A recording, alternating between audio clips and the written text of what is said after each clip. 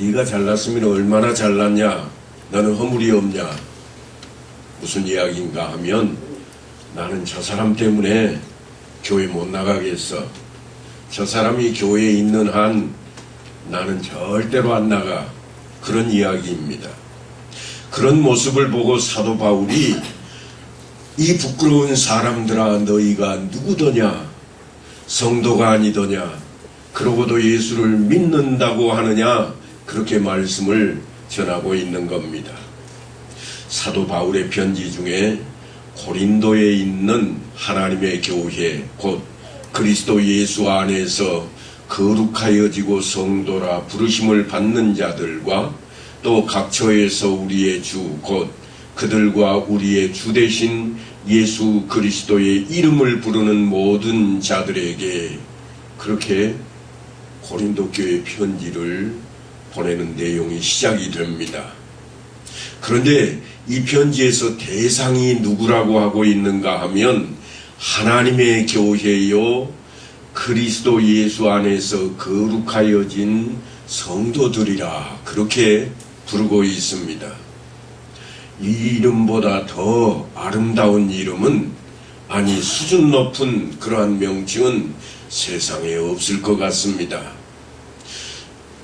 3장에 가면 형제들아 내가 신령한 자들을 대함과 같이 너희에게 말할 수 없어서 육신에 속한 자 곧 그리스도 예수 안에서 어린아이들을 대함과 같이 하노라. 그렇게 사도 바울이 조금 격이 떨어진 듯한 이야기를 내놓고 있습니다.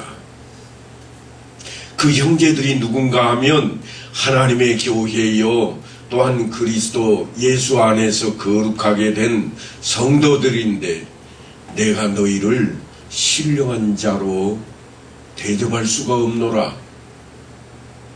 그러니까 대상과 수준에 대한 이야기를 사도 바울이 지금 성경 속에서 우리에게 전하고 있다고 하는 것입니다.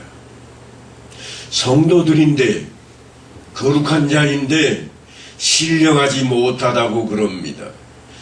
육신에 속해 있다 그렇게 말씀을 하고 있습니다. 그리고 5장에 가면 너희 중에 심지어 음행이 있다 함을 들으니 그런 음행은 이방인 중에서도 없는 것이라 누가 그 아버지의 아내를 취하였다 하는도다. 치고받고 싸우는 정도가 아닙니다. 하나님의 교회요 그리스도 예수 안에서 거룩하게 된 성도들인데 너희가 어찌하다가 음행을 저지르고 있느냐. 이게 사도 바울이 고린도 교회를 향해서 외치고 있는 대목입니다. 아니 오늘날 우리가 매 주일마다 모여서 예배드리고 있는 이 교회를 향해서 사도 바울이 비슷한 말씀을 전하고 있다. 아니 똑같은 말씀을 전하고 있다고 우리는 받아들여야 될 그러한 세상 삶 가운데 혹시 빠져 있지는 않을까요? 그래놓고 오늘 본문이 이렇게 기록되어 있습니다. 내가 너희를 부끄럽게 하려 하여 이 말을 하노니 너희 가운데 그 형제간의 일을 판단할 만한 지혜 있는 자가 이같이 하나도 없느냐.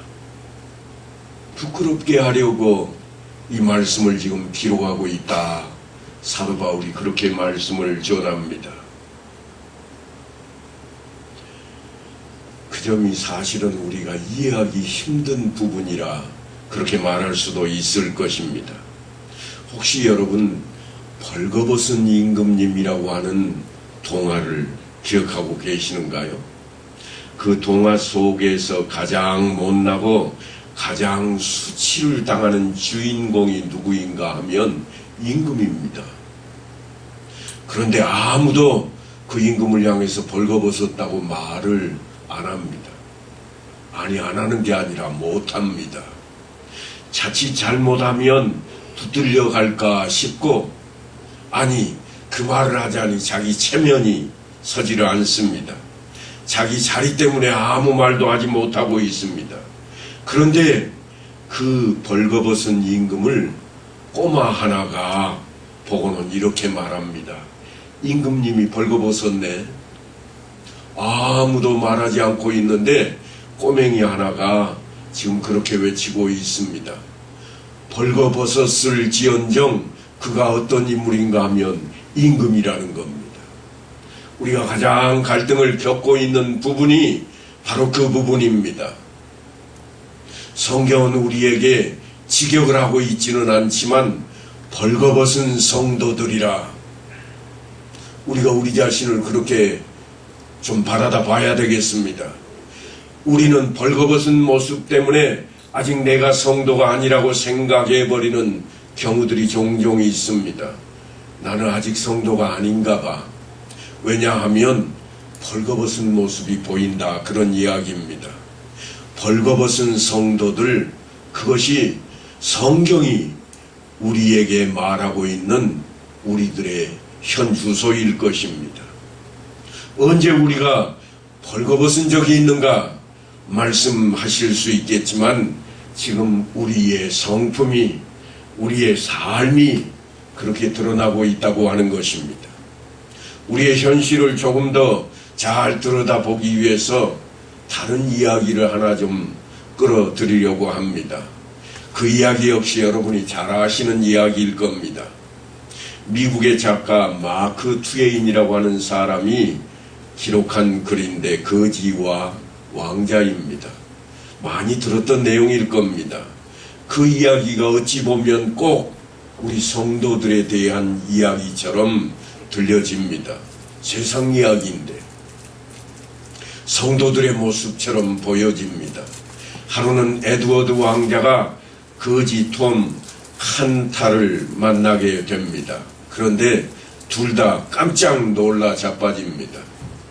어떻게나 얼굴이 똑같이 생겼던지 둘이 서로 놀랄 지경입니다. 똑같다.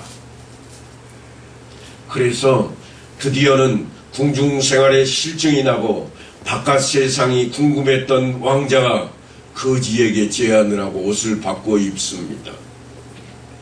옷을 바꿔 입는 순간 거지는 왕자가 되었고 왕자는 거지가 되어버렸습니다.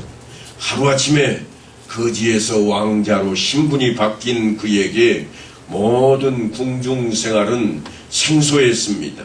이상했습니다. 가장 이상하게 여긴 것은 흔히 우리가 말하는 옥새라고 이야기하는 인장입니다.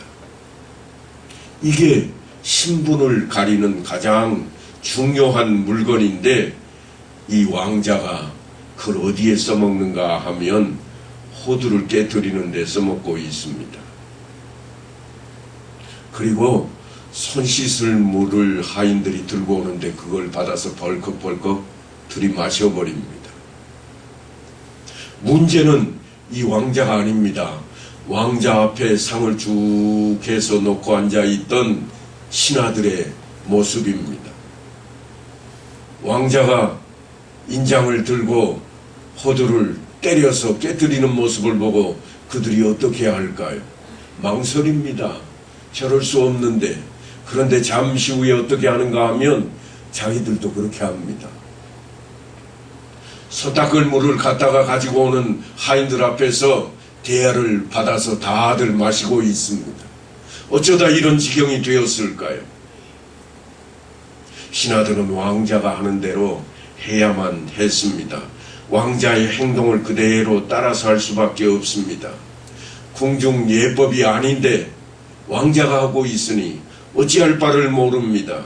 어제까지만 해도 시궁창 속에서 뒹굴던 거지가 오늘 왕자가 되어버렸습니다. 더더군다나 왕이 그에게 왕자로 인정을 하는 대관식까지 펼쳐버립니다. 그러니 아무도 이 사람을 가볍게 대할 수가 없게 되었습니다. 그가 할 줄 아는 것이라고는 악한 말이요, 거친 행동뿐이요, 무례하고 더럽기 짝이 없는 그러한 모습이었습니다. 말투가 그렇고 구사하는 말의 내용도 추잡하기 짝이 없었습니다. 삶의 목적이 그랬습니다. 그래 상에서 놓여 있는 것은 자기가 먹고 싶은 것 체면 차리지 아니하고 여태까지 했던 대로 손으로 덥석 집어다가 그냥 입에다가 쓸어 담습니다. 사람들이 생각을 합니다. 어쩌다가 왕자가 저렇게 되었을까? 아니, 대왕은 어쩌다가 저런 사람을 왕으로, 다시 말해서 황태자로 그 직임을 부여하는 대관식까지 했을까? 참으로 안타깝다. 그렇게 생각을 하지만 아무도 입 밖에 드러내지도 못합니다. 이것은 비밀이 됩니다. 그가 하는 행동 모두가 다 온전하지 못하지만 어느 하나도 괄시하는 사람이 없습니다. 그저 이 사람은 자기가 살던 동네에서 힘센 거지들이 자기를 두들겨 패고 괴롭힐 때 악을 쓰고 그저 경찰들을 보면 숨어야만 했던 그러한 한 소년이었습니다. 그런데 지금은 가만히 보니까 누가 자기 앞에 굽실거리고 있는가 하면 자기를 잡으려고 쫓아왔던 경관들, 자기를 때리기 위해서 그냥 날마다 서슬퍼렀던 그 거지의 왕초 같은 인물들이 자기가 그저 거리에 나가기만 하면 다 땅에 납작 엎드립니다. 그리고 그들이 외칩니다. 왕자저와 만세수를 누리소서. 지나가면 그들이 문안을 여쭙니다. 저와 아침 진지는 드셨나이까? 그럼 당근이지. 배 째지게 묵었다 이놈아. 왕자가 할 소리가 아닌데 왕자가 그 신분이 바뀌었음에도 불구하고 하루아침에 그의 사고와 그의 행동이 바뀌지 않고 있습니다. 수준이 엉망입니다. 그의 신분은 의심조차 할 수 없는 왕자인데 그의 처신하는 것을 보니까 도무지 마음에 드는 구석이 하나도 없습니다. 그렇게 생각을 할 수는 있지만 그저 생각일 뿐입니다. 아무도 왕자에게 손가락 하나 건드릴 수 없는 그러한 처지입니다. 이 이야기가 왜 우리에게 전해지고 있을까요? 거지와 왕자, 신분은 바뀔 수 있지만 그 사람의 수준은 하루아침에 바뀌지 않는다고 하는 것입니다. 여러분, 우리의 수준, 성도들의 수준은 하루아침에 바뀌지 않습니다. 훈련이 필요하고 우리의 생활이 어김없이 절제하고 인내를 요구하는 삶으로 우리 앞에 펼쳐짐으로 인해서 세월을 따라 점점 바뀌어가고 수준이 성장해 가는 것입니다. 여러분, 우리는 어떤 인물입니까? 주 예수 그리스도를 믿음으로 말미암아 하나님의 자녀된 하나님의 자녀로서 하나님을 아버지라 부르는 세상의 왕자보다 더한 놀라운 신분이 우리에게 주어졌습니다. 그런데 여전히 우리의 말투는 변화되지 않고 있습니다. 쌍스러운 욕을 입에 담고 있고 그저 남을 헐뜯고 시기하는 그러한 태도들이 변화되지 않고 있습니다. 거지가 왕자 된 것처럼 우리는 똑같은 모습으로 오늘 우리가 이 자리에 나와 있다고 볼 수밖에 없습니다. 달라진 것이 있다면 내가 성경을 펼쳐들고 이 시간 하나님 앞에 예배 드리는데 참여하고 있는 사람들이라고 하고 사람들마다 다 나를 부를 때 성도님, 집사님, 권사님, 장로님, 목사님이라고 부르는 신분이 바뀌었다는 것뿐입니다. 그런데 성경은 늘 이 신분 때문에 우리에게 요구하는 게 있습니다. 그게 뭐냐 하면 너희의 수준이 바뀌어야 되겠다. 사도 바울이 지금 외치고 있는 이야기는 바로 그 이야기를 하고 있습니다. 너희가 좀 부끄럽게 여기도록 내가 이 말을 하고 있다. 내가 너희를 대하려고 하는데 너희를 아직도 어린 아이와 같은 모습으로 내가 대해야만 하겠느냐. 너희는 거룩한 자요 구별된 자인데 아직도 구별되지 못한 사람들, 저들을 대하듯이 내가 너희를 대해야 되겠느냐 하는 것입니다. 우리는 영적인 차원에서 어떤 면에서 보면 유아기에 해당하는 자리에 있는 분들이 있을 것입니다. 유아기 때에는 어떤 모습이 우리에게 드러나는가 하면 우리가 잘 알듯이 아이가 할 줄 아는 것은 젖을 달라고 우는 겁니다. 뭔가 불편하다고 우는 겁니다. 내가 예수를 믿는 성도가 되었지만 아직도 하나님 앞에 날마다 울고 있는 그러한 유아기의 모습이라면 나는 아직도 젖먹이 수준이 분명할 것입니다. 어린아이 시절에는 이제 젖먹이는 때였다고 할지라도 여전히 부모에게 달라고 외칩니다. 이것도 달라고 그러고 저것도 달라고 그럽니다. 나눠줄 줄을 모릅니다. 이게 어린아이 시절입니다. 젖먹이보다는 나을지 모르지만 여전히 의지하고 살아가는 그러한 모습이 우리에게 있습니다. 누구를 의지하는가 하면 착각하시면 안 됩니다. 하나님을 의지하고 산다 그런 뜻이 아니라 사람을 의지하고 세상을 의지하고 돈을 의지하고 권력을 의지하고 명예를 의지하고 살아간다고 하는 것입니다. 그러니까 보람이나 가치를 따지는 단계에 들어서지 못하고 여전히 주시옵소서 하는 그러한 삶을 살고 있다고 하는 것입니다. 바로 그 의미를 따져 물을 수 있는 때가 언제인가 하면 영적으로 수준이 변화되어서 성장해 가는 때입니다. 그때는 어떤 가치가 있으며 어떻게 살아야 할까 하는 것을 고민하기 시작하는 때입니다. 하나님 앞에 나의 신분, 나의 가치, 나의 인생의 의미를 묻는 그러한 단계가 우리에게 찾아온다고 하는 것입니다. 내가 하나님의 자녀라는 사실과 하나님이 누구시며 그분의 자녀에게 요청된 하나님의 성품에 참여하는 수준이 무엇인지 그때에 가서야 비로소 우리에게 조금씩 보여지기 시작합니다. 밝혀지는 겁니다. 어떻게 의롭게 되고 거룩하게 되고 선하게 되고 아름답게 살아야 하는지 바로 그 자리에 우리가 서게 된다고 하는 것입니다.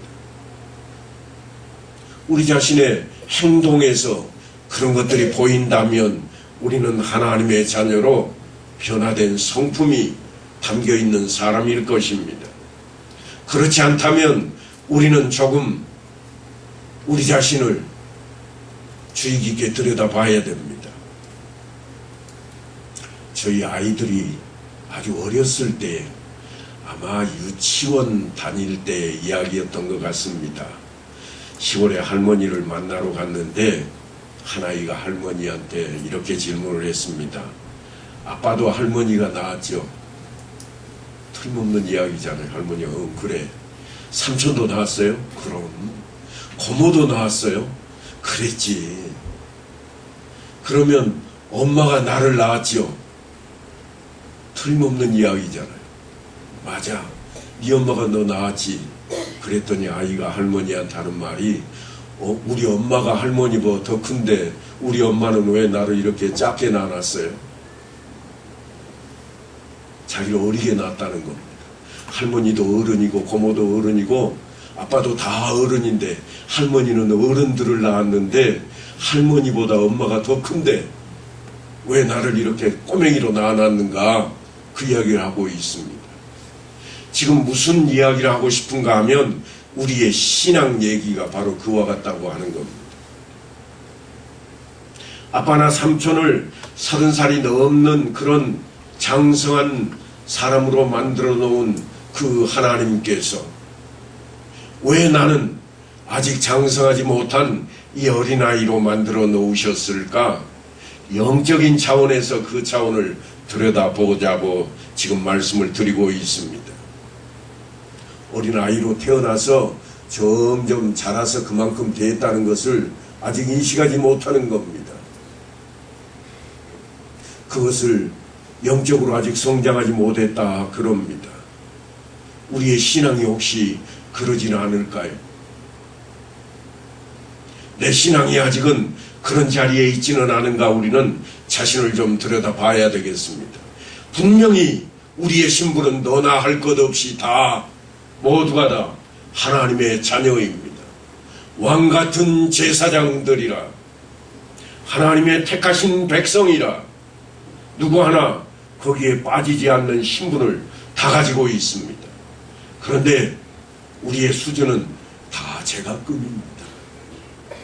어떤 사람은 조금 거룩해 보이고 어떤 사람은 그저 거지 왕자에 등장하는 거지처럼 신분은 바뀌었지만 여전히 할 소리 못할 소리 다 내뱉고 참을성도 없고 그저 옛날처럼 그냥 살아가는 그런 모습인 사람일 수도 있습니다. 하지만 그것이 우리의 좌절의 근거가 되어서는 안 될 것입니다. 우리를 분발시키는 근거가 되어서 날마다 나 자신을 훈련시키고 성장시켜 내야만 합니다. 지금 수준을 바라보자 하는 이야기는 나를 평가해서 절하하자는 이야기가 결코 아닙니다. 내가 이 정도라는 것이 깨달음이 오거든 다음 단계를 향해서 진일보하자고 말씀을 드리는 겁니다. 나는 왜 저렇게 될 수 없는가? 나는 왜 조금 더 참지 못하고 있을까? 내 입에는 왜 아직도 욕이 달려 있을까? 이제는 좀 내려놓을 때가 되지 않았는가? 나도 해보자. 그 자리로 우리가 나가야 되겠다고 하는 것입니다. 내가 이 나라를 다스리기 위해 장차 이 나라의 왕권을 가지고 백성들을 다스리기 위해 무엇을 더 준비해야 될 것인지를 지적하는 내용의 말씀이 뭔가 하면 사도 바울이 내가 너희로 부끄럽게 하려고 이 말을 전하노라. 아직도 젖이나 먹는 어린아이더냐? 딱딱한 음식도 씹어먹을 그러한 때가 되지 않았느냐? 우리의 수준이 바뀌어야 된다고 하는 것입니다. 그것은 훈련 없이 그냥 되어지지 않습니다. 성경 말씀은 공부하지 않고는 내 안에 들어오지 않습니다. 익혀지지 않습니다. 듣지 아니하고 내가 믿을 수 없는 것처럼 모든 말씀은 들어야 되고 들음으로 말미암아 우리는 알게 되고 깨닫게 되어서 깨달음을 통해 행동으로 옮기는 지키는 자리로 가야만 할 것입니다. 사랑이 완성되었느냐? 자비가 완성이 되었느냐? 인내가 완성이 되었느냐? 그런데 우리는 늘 거꾸로 이야기합니다. 어떻게 이야기하는가 하면 아직 나는 이것도 못하고 저것도 못하고 아직 때가 아닌가 봐요. 조금 이따 할게요. 하나님을 욕되게 하느니 차라리 안 하는 게 낫지 않을까요? 이런 생각이 우리의 신앙생활의 가장 큰 방해거리가 되는 것입니다. 완성되어 있다면 더 이상 살아있을 이유가 없을 겁니다. 하나님께서 우리를 완성된 온전히 영화의 상태일 때는 하나님께서 부르시는 그때밖에 없습니다.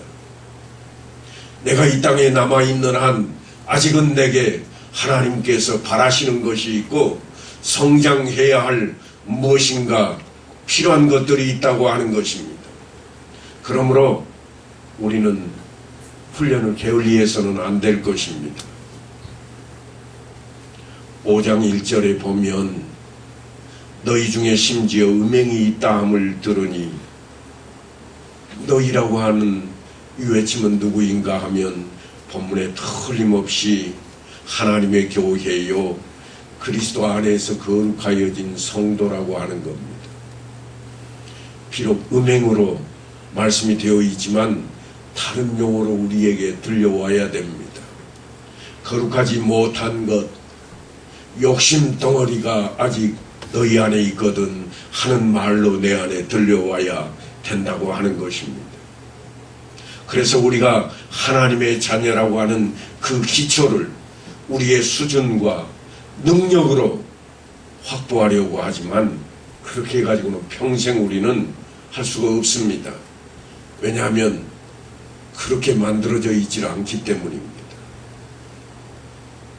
우리는 능력을 구하지만 하나님께서는 능력이 아닌 우리에게 바라시는 수준을 올리라고 하는 겁니다. 우리는 하루아침에 바뀌고 싶습니다. 그저 기도 한번 하고 나면 싹 바뀌어서 내가 변화되어 있기를 원합니다. 하지만 하나님께서는 우리에게 인내를 요구하시고 우리에게 오래 참을 것을 요구하십니다. 훈련을 필요하다고 말씀하고 있는 것입니다. 세상 사람들이 가장 싫어하는 게 무엇일까요? 시간이 남아 돌아서 교회에 나오는 사람은 결코 없습니다.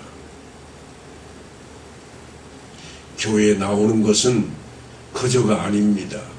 뭔가 하나님께서 우리에게 기회를 허락하시는 때입니다. 그러나 우리는 늘 그것을 내려놓고 싶은 마음이 내 안에 가득 채워져 있습니다. 목사님, 저는 아닌 것 같은데요. 여러분, 하지만 아닌 게 아니라 여러분은 하나님께서 이미 구원하신 구원받은 자입니다. 논에 잘 심겨졌습니다. 밭에 잘 뿌려졌습니다. 이제부터는 알곡이 되느냐 쭉정이가 되느냐 하는 문제입니다. 우리 스스로 신자답지 못하다고 하는 것은 이제 훈련하고 고치고 자르고 그래서 도달해야만 할 목표인 것입니다. 어디에 도달하는가?